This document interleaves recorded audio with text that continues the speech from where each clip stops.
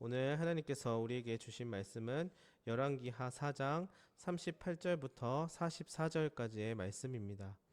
열왕기하 4장 38절부터 44절까지의 말씀입니다.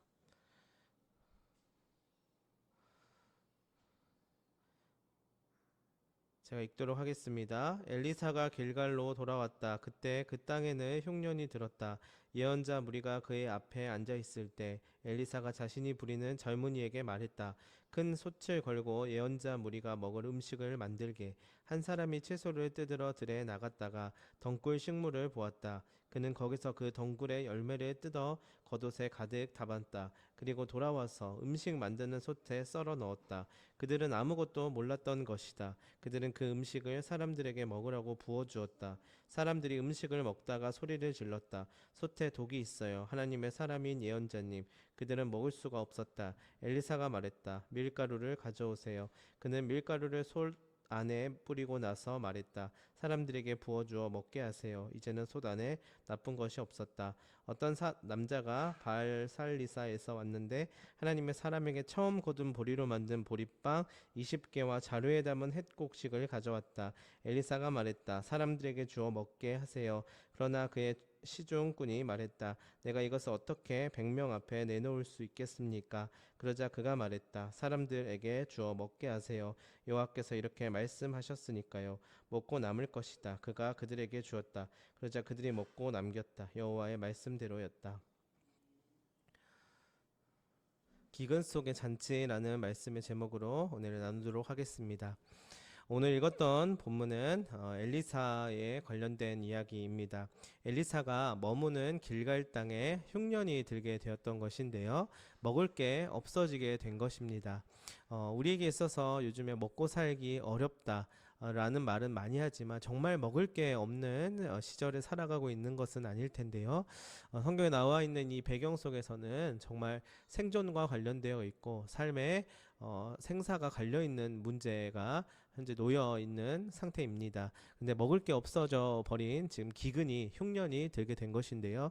인간의 기본적인 생활 요건으로 우리가 흔하게 의식주라고 이야기하는데요. 거기에서 이 먹는 일은 굉장히 중요한 일입니다. 물론 옷을 입는 것도 중요하고 거주하는 것도 중요하지만 특별히 이 먹는 것을 제대로 하지 못하면 이 건강과 직결되어 있는, 물론 다른 것들도 다 건강과 연결되어 있지만 가장 직접적으로 연관성 있는 이 식에 대한, 먹는 일에 대한 일이 위협을 받고 있는 상황입니다. 한마디로 말해서 사느냐 죽느냐 라는 문제, 이 생존에 가장 깊은 연관되어 있는 문제 앞에서 현재 어려움을 겪고 있는 것입니다. 그런데 흉년으로 인하여서 길갈 땅에 거주하던 많은 사람들은 이제 굶주림에 신음하면서 삶을 어려움 가운데에서 지금 고통받고 있는 상태인데요. 엘리사와 선지자의 제자들도 마찬가지의 상황이 되었다는 것이에요.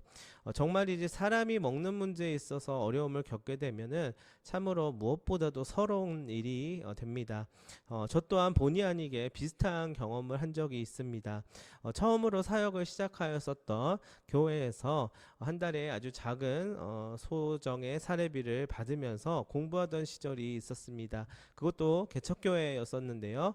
정말 차비와 한 달에 생활할 수 있는 뭐 아주 기본적인 뭐 요금을 내고 또 학생으로서 이제 공부하면서 할 수 있는 일들을 감당하는 데 있어서 정말 말도 안 되는 그런 예산이 됐었습니다. 그 안에서 또 11조 3만 원을 드리고 총 27만 원이라고 하는 것에서 통신비와 교통비 등을 쓰면서 한 달 동안 생활해야만 했었습니다. 그때 당시 저는 이제 신학교를 졸업하고 서울에 있는 신학대학원을 준비를 하고 있었던 시기였었습니다.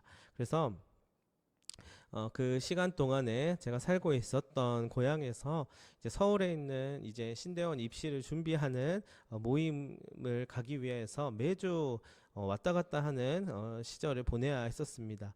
먼저 매주 왔다 갔다 할 차비가 있어야 했었고요. 그 다음에는 이제 매 끼니를 때워야 했었습니다. 뭐 집에 와서는 집밥을 먹으면 됐었지만 매주 주일 저녁에 서울에 올라가서 수요일까지 공부하는 동안 별 수 없이 밖에서 사 먹어야 했었습니다. 그런데 매주 서울에 왕복해야 하고 밥을 사 먹어야 하는데 한 달에 생활비 27만 원 가지고는 굉장히 턱없이 부족했고, 어떨 때는 때때로 굶기도 하고 어떨 때는 지인들에게 얻어 먹어야 했었습니다. 그렇게 끼니를 때우는 일이야 뭐 그렇다 치더라도요, 가끔 같이 공부하는 식구들끼리 밥을 먹으러 가는 회식 자리가 있을 때면 각자 비용을 지불하고 함께 먹으면서 교제를 하는 시간이 있었는데, 저에게는 그 자리에 참석할 만한 경제적인 여유가 없었던 것 같아요. 그래서 마음만은 굴뚝 같았었는데요, 하지만 급한 일이 있다고 말하고 늘 그 자리를 참석하지 못했었던 일이 있었습니다. 줄임배를 움켜잡고 조용히 한강공원으로 가서 벤치에 앉아 신세를 한탄하였었던 기억이 납니다. 당시 아무도 가려고 하지 않았던 그 작은 개척교회로 부르심을 따라 사역에 나갔었는데, 누군가가 시켜서 또는 이끌어서 간다기보다는 또 다양한 또는 좀 더 훨씬 나은 조건의 소개들이 있었지만 하나님의 부르심이라 생각하여서 기 때문에 그 길에 갔었습니다. 그러나 현실은 그 아무도 책임져 주지 않는 듯 보였어요. 가끔은 잘 곳이 없어서 밖에서 노숙을 하기도 하였습니다. 그때는 정말 서러웠었던 것 같아요. 그런데 그때 이제 알게 된 사실이 있습니다. 뭐냐면 하나님께서 나를 먹이시고 살리시고 때에 따라 돕는 은혜를 허락해 주신다는 것을 귀로만 듣는 것이 아니라 실제로 경험하게 되었습니다. 오늘 본문 말씀을 보았더니 흉년으로 인해 먹을 게 없는 상황 가운데서 하나님께서는 독이 든 채소를 가지고도 맛있게 먹을 수 있는 국을 끓여 먹을 수 있도록 해주셨다는 것을 볼 수 있습니다. 솥에 가루를 던져 독을 제거하는 기적을 일으키신 거예요. 42절부터 44절까지를 보십시오. 보리떡 20개와 채소 한 자루로 100명을 배불리 먹이고도 남게끔 하셨어요. 현실은 그저 보리떡 몇 개와 채소 조금뿐이었습니다. 그러나 그게 끝이 아닌 것입니다. 이전에도 하나님은 만나와 메추라기로 광야의 이스라엘 백성들을 배불리 먹이셨고요. 훗날 신약에서는요, 예수님은 보리떡 5개와 물고기 2마리로 5,000명이 먹고도 12바구니가 남게끔 하셨습니다. 그렇습니다. 주님께서는 그의 자녀들을 먹이시고 살리시는 분이십니다. 그래서 무엇을 먹을까 무엇을 입을까 염려하지 말라. 들에 핀 백합화를 보아라. 공중에 나는 새를 보아라. 말씀하시지 않으셨습니까? 이 말씀을 붙잡고 믿음으로 우리의 먹을 것, 쓸 것, 일용할 양식을 채우시는 주님이심을 경험하는 우리가 되었으면 좋겠습니다. 줄임배를 움켜쥐고 한강을 바라보며 우두커니 서 있으면서 이 말씀을 깨닫게 하셨습니다. 너무 걱정하지 마라. 내가 너를 책임지겠다. 지금의 모습이 다가 아니며 지금의 고생이 끝이 아니다. 분명히 이 시간들이 나중에 귀한 믿음의 이야기가 될 것이다 라고 말씀해 주셨습니다. 우리나라 옛말에도요, 고진감래라고 하는 말이 있습니다. 고생 끝에 낙이 온다라는 것이지요. 우리의 삶에는 때로는 고생스러운 일들이 분명히 있습니다. 그러나 고생만 하고 남는 게 없다면 참으로 비참할 것입니다.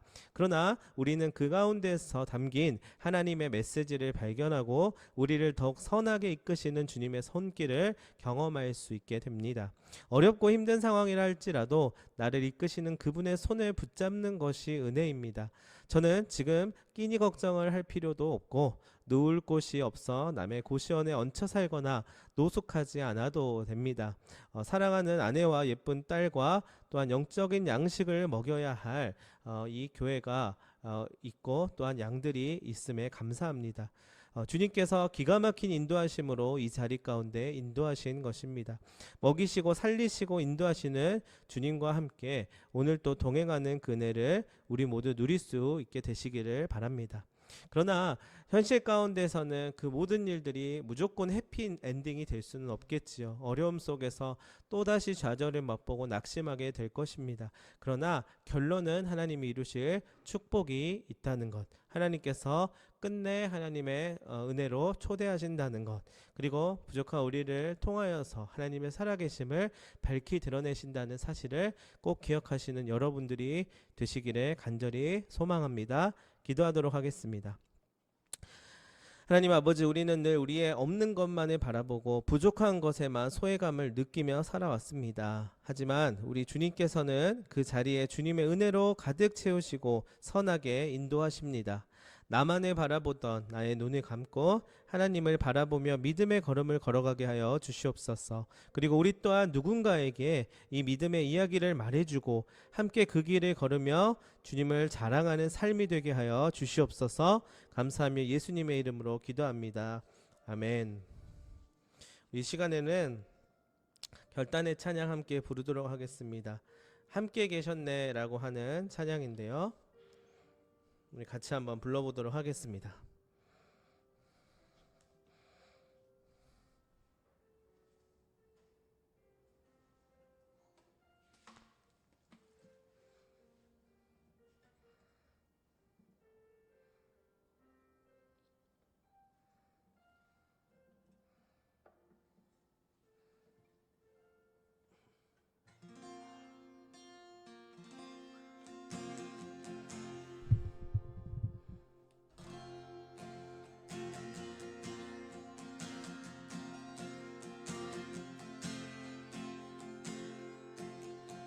성실하신 하나님 찬양합니다.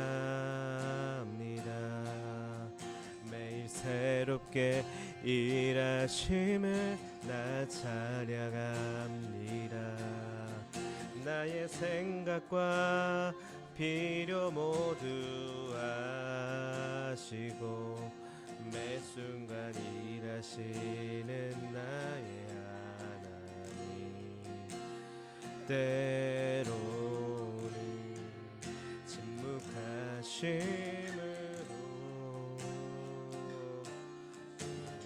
진실하심 느껴지지 않아도 가장 완전한 그분의 방법과 시간으로 일하심 믿습니다.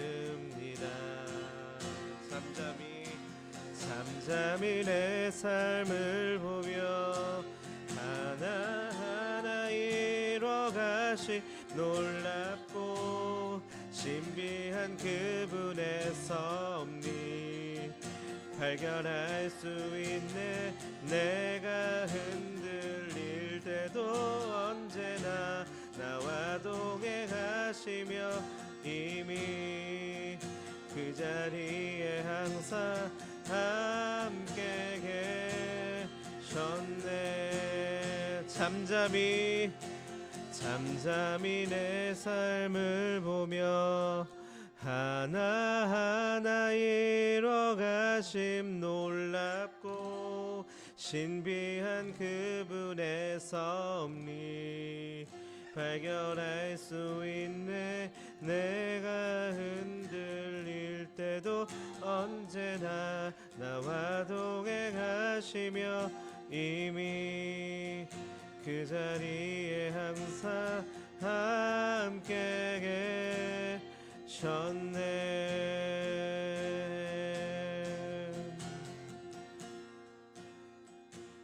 하나님 아버지 감사합니다. 주님 찬양함으로 살아가는 삶에 동행하심을 나누고 경험하고 누리게 하여 주시옵소서. 잠잠히 바라보는 믿음을 허락하여 주시고 두려움과 걱정과 근심의 감정들과 상황들을 이길 수 있는 방법으로 주님의 살아계심을 증거하고 고백하는 그 방법을 취할 수 있게 하여 주시옵소서. 감사드리며 예수님의 이름으로 기도합니다. 아멘.